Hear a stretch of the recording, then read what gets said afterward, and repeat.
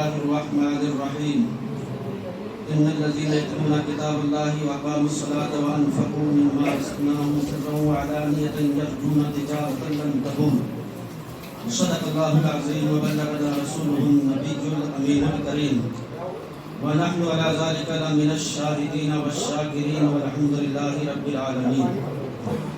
آئیے ساری کائنات کے مرکز و محور جناب محمد رسول اللہ صلی اللہ علیہ وسلم کی بارگاہ عالیہ مقدسہ میں درود و سلام کی عالیہ نچھاور کرنے کی سعادتیں حاصل کریں.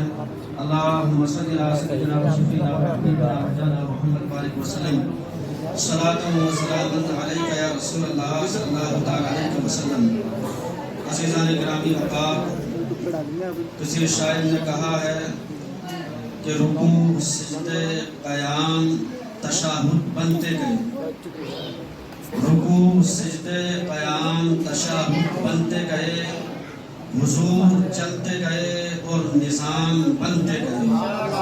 حضور چلتے گئے اور نظام بنتے گئے، اور پشتوں سے جو نہ تھے کچھ سوائے غلام، اور پشتوں سے جو نہ تھے کچھ سوائے غلام، درود پڑھتے گئے اور امام بنتے گئے.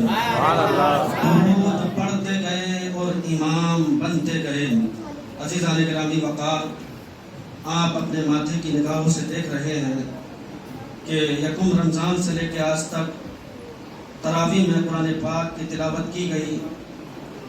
حافظ صاحب نے قرآن پاک پڑھا اور آپ حضرات نے سنا. رب قدیر کی بارگاہ میں دعا کروں کہ مولا تعالیٰ اس پڑھنے اور سننے کو اپنی بارگاہ میں قبول فرمائے. عزیزان گرامی وقار، یہ جو ختم قرآن کی تقریب ہوتی ہے بڑی بابرکت اور بڑی بامسعود ہوتی ہے، کیونکہ اس وقت اللہ کی رحمتیں برکتیں نازل ہوتی ہیں. حضرت علامہ اسماعیل حقی تفسیر روح البیان میں لکھتے ہیں کہ جہاں پر ختم قرآن کی تقریب ہوتی ہے، جہاں پر اللہ کا کلام پورا پڑھا جاتا ہے، اور اس وقت جو دعا کی جاتی ہے تو اس دعا پر 4000 فرشتے آمین کہتے ہیں. آج ہم جو رب سے مانگیں گے، اس مانگنے پر جو آمین کہیں گے تو وہ کون کہیں گے؟ وہ اللہ کے نورانی فرشتے 4000 فرشتے ہماری دعاؤں پر آمین کہیں گے. عزیزان گرامی وقار، اللہ کے رسول صلی اللہ علیہ وسلم نے ارشاد فرمایا کہ پہلے انبیاء کرام کو اللہ تعالیٰ نے حسی معجزے عطا کیے، اور وہ معجزے ایسے تھے کہ جن کو دیکھ کر ان کی قوم کیا ہے، ان پر ایمان لے آئی، ان کی دعوت کو قبول کر لیا. جیسے کہ حضرت صالح علیہ السلام کا جو معجزہ تھا وہ اونٹنی تھی، اس کو دیکھ کر ان کی قوم کیا ہے، اللہ اور ان پر کیا ایمان لے آئی.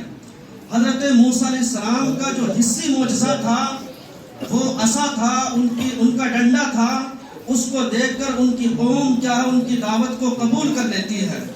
لیکن ہمارے نبی کو اللہ رب العزت نے حسی معجزے بھی عطا کیے اور جو ہے عقلی معجزہ بھی عطا کیا.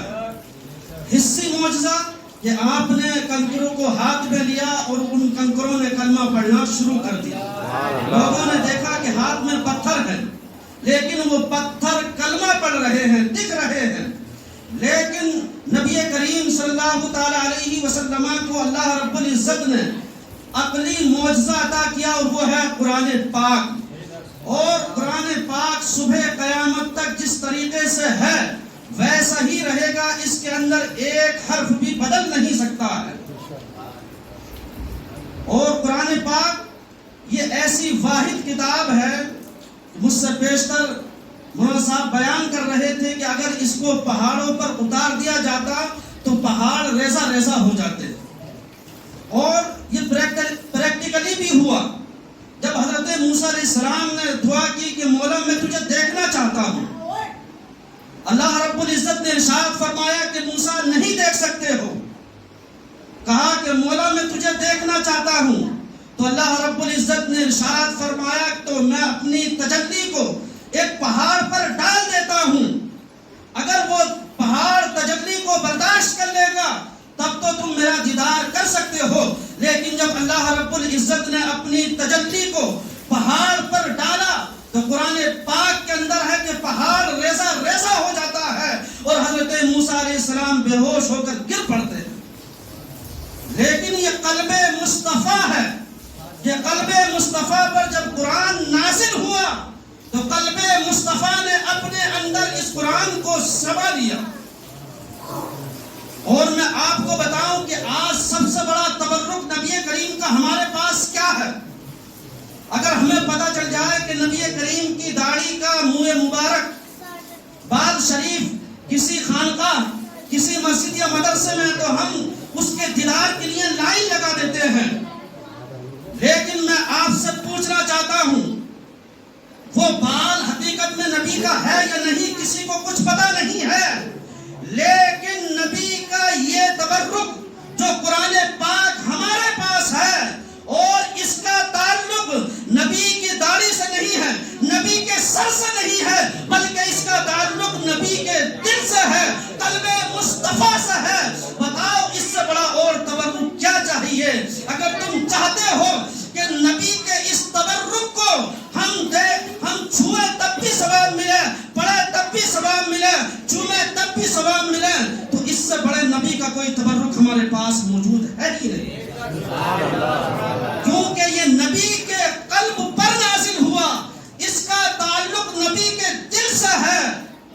تو آپ نبی کے تبرک کے لیے دوڑتے ہیں، لیکن میں یہ کہتا ہوں نبی کا یہ تبرک ہر گھر میں موجود ہے۔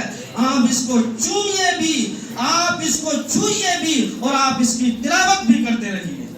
عزیزان گرامی وقار، جنت چار لوگوں کی مشتاق رہتی ہے۔ ہم تمنا کرتے ہیں کہ جنت مل جائے، لیکن جنت چار گروہ ایسے ہیں کہ ان کی مشتاق رہتی ہے، وہ چاہتے ہیں، جنت چاہتی ہے کہ میرے اندر آ جائیں۔ وہ چار گروہ کون سے ہیں؟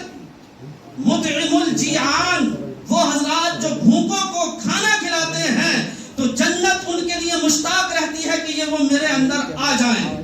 اور دوسرے وہ حضرات جو والدین کے ساتھ حسن سلوک کرتے ہیں، جنت ان کے لیے بھی کیا مشتاق رہتی ہے تاکہ وہ خدمت کرنے والے حضرات میری اس آگوش میں آ جائیں، میں ان کو سنبھالوں۔ اور تیسری جماعت وہ ہے کہ جو اس رمضان المقدس کے مہینے میں روزے رکھتے ہیں، جنت ان کو بھی چاہتی ہے کہ وہ میرے اندر آ جائیں۔ اور چوتھی جماعت کون سی ہے؟ تالی القرآن، جو قرآن کی تلاوت فرماتے ہیں، جنت ان کو بھی چاہتی ہے کہ وہ میرے اندر آ جائیں۔ اب بتائیے، آپ کے پاس اتنے وسائل اتنے اسباب ہیں، لیکن پھر بھی آپ نہیں چاہتے کہ جنت حاصل ہو جائے۔ کوئی شخص جہاں کنی کا وقت ہو اور پیاس سے تڑپ رہا ہو، پانی اس کے پاس موجود ہو، نہ پیے تو لوگ کیا کہیں گے کہ پاگل ہے۔ ہم گناہ کر رہے ہیں، گناہ پر گناہ کر رہے ہیں، لیکن اللہ تعالیٰ نے رمضان المقدس جیسا مہینہ عطا کر دیا، بخشش اور مغفرت کا مہینہ عطا کر دیا، جہنم سے آزادی کا عشرہ عطا کر دیا، لیکن ہم اس کی بارگاہ میں نہیں آ رہے ہیں۔ تو بتائیے ہم سے بڑا بے وقوف کون ہوگا؟ رمضان المقدس کا مہینہ پائے اور اپنی بخشش اور نجات نہ کر پائے تو ہم سے بڑا بے وقوف اور ہم سے بڑا بدبخت کوئی نہیں ہو سکتا ہے۔